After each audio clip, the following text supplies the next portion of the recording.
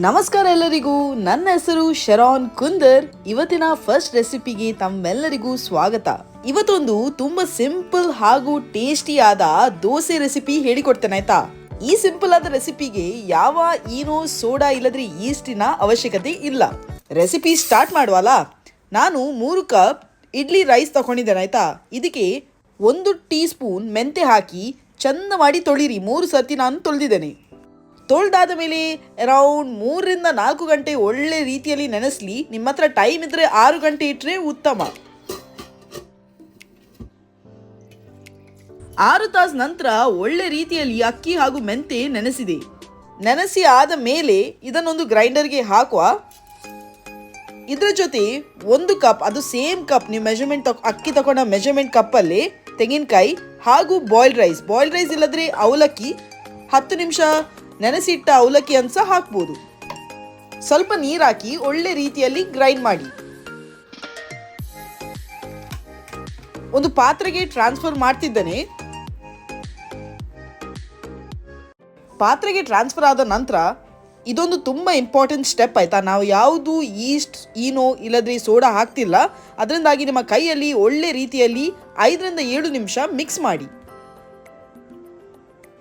Mix ಮಾಡಿದ ನಂತರ 8 ರಿಂದ 10 ತಾಸು ಒಳ್ಳೆ ಫರ್ಮೆಂಟ್ ಆಗಲಿಕ್ಕೆ ಬಿಡಿ ಆಯ್ತಾ.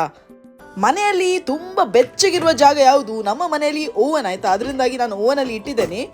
8 ರಿಂದ 10 ತಾಸು ಇಟ್ಟ ನಂತರ ಬ್ಯಾಟರ್ ಹೇಗೆ ಫರ್ಮೆಂಟ್ ಆಗಿದೆ ನೋಡಿ. ಒಳ್ಳೆ ರೀತಿಯಲ್ಲಿ ದಪ್ಪ ಆಗಿದೆ. ಬ್ಯಾಟರ್ ತುಂಬಾ ದಪ್ಪದಾಗಿದ್ರೆ ಸ್ವಲ್ಪ ನೀರನ್ನು ಹಾಕ್ಬೋದು. ನನ್ನ ಹಿಟ್ಟು ಒಳ್ಳೆ ರೀತಿಯಲ್ಲಿ ದಪ್ಪ ಆಗಿದೆ, ತುಂಬಾ ಒಳ್ಳೆ ಫರ್ಮೆಂಟ್ ಆಗಿದೆ. ನಾನು ಸ್ವಲ್ಪ ನೀರು ಹಾಕಿ ಇದನ್ನು ಸ್ವಲ್ಪ ತೆಳು ಮಾಡ್ತೇನೆ. ಮಿಕ್ಸ್ ಮಾಡುವಾಗ ಹೆಚ್ಚು ಫಾಸ್ಟ್ ಆಗಿ ಸಹ ಮಿಕ್ಸ್ ಮಾಡಬೇಡಿ ಆಯ್ತಾ. ಯಾಕಂದ್ರೆ ಆ ಫ್ಲಫಿನೆಸ್ ದೋಸೆ ಮಾಡುವಾಗ ಹೋಗ್ತದೆ. ರುಚಿಗೆ ಬೇಕಾದಷ್ಟು ಉಪ್ಪು ಹಾಕಿ ಒಂದು ಮಿಕ್ಸ್ ಕೊಡಿ ಆಯ್ತಾ. ನಾನು ಕಾವಲಿಗೆ ತುಪ್ಪ ಹಾಕ್ತಿದ್ದೇನೆ, ನೀವು ಬೇಕಿದ್ರೆ ಎಣ್ಣೆ ಸಹ ಹಾಕ್ಬೋದು. ದೋಸೆದು ಬಂದ ಹಾಕಿ ಹೆಚ್ಚು ಸ್ಪ್ರೆಡ್ ಮಾಡಲಿಕ್ಕೆ ಹೋಗ್ಬೇಡಿ ಆಯ್ತಾ. ನಾವು ಉರ್ದು ದೋಸೆಗೆಲ್ಲ ಹೇಗೆ ಸ್ಪ್ರೆಡ್ ಮಾಡ್ತೀವಿ ಅಷ್ಟೇ ಸ್ಪ್ರೆಡ್ ಮಾಡಿದ್ರೆ ಸಾಕು. ದೋಸೆಯ ಮೇಲೆ ಎಷ್ಟು ತೂತು ಬೀಳ್ತದೆ ಅಷ್ಟು ಒಳ್ಳೆ ಫರ್ಮೆಂಟ್ ಆಗಿದೆ ಅಂತ ಅರ್ಥ. ಮುಚ್ಚಳ ಮುಚ್ಚಿ ಮೀಡಿಯಂ ಫ್ಲೇಮಲ್ಲಿ 30 to 40 ಸೆಕೆಂಡ್ಸ್ ಒಳ್ಳೆ ಬೇಯಲಿ ಆಯ್ತಾ. 40 ಸೆಕೆಂಡ್ಸ್ ಆದ ಮೇಲೆ ದೋಸೆ ಎಷ್ಟು ಒಳ್ಳೆ ಏಳ್ತದೆ ನೋಡಿ. ಯಾವ ಉರ್ದು ಸೋಡಾ ಈನೋ ಈಸ್ಟ್ ಏನು ಹಾಕಲಿಲ್ಲ.